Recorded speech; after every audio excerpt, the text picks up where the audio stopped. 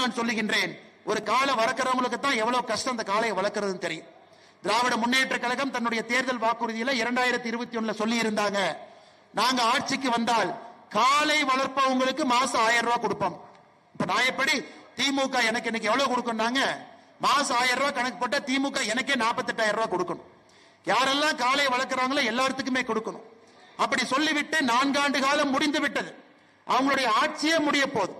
காளை வளர்ப்பவர்களுக்கு மாசம் 1000 ரூபாய் என்று சொல்லி ஆட்சிக்கு வந்த திராவிட முன்னேற்ற கழகம் முதலமைச்சர் எப்படி பொங்கல் வைக்கிறாருன்னா, அவருடைய பொங்கல் நாம் பார்த்திருக்கிறோம். பொங்கல் பானை இருக்கிறது, கீழே பஞ்சு இருக்குது, லைட் மாதிரி ஏதோ ஜிமிக்கி ஜிமிக்கியா கலர் கலரா லைட் மாதிரி இருக்குது. இதான் அவங்க வைக்கக்கூடிய பொங்கல். ஆனா இங்கதான் 1008 பொங்கல் பானையில சூரிய பகவானை பார்த்து நம்முடைய சகோதரிகள் இங்கே பச்சரிசியோடு வந்து இயற்கையோடு பஞ்சபூதங்களோடு கலந்து இந்த பொங்கல் விழாவை இங்கே நடத்தி கொண்டிருக்கின்றோம். அதனால் முதலமைச்சர் அவர்களுக்கு இந்த பொங்கல் விழாவில் ஆண்டவன் நல்ல ஒரு புத்தி கொடுக்கணும், காளை வளர்ப்பவர்களை ஊக்குவிக்கணும். முதலமைச்சர் எல்லா தேர்தல் வாக்குறுதி 505 கொடுத்திருக்கிறாரு, எல்லா தேர்தல் வாக்குறுதியும் நிறைவேற்றணும். நம்முடைய மகள்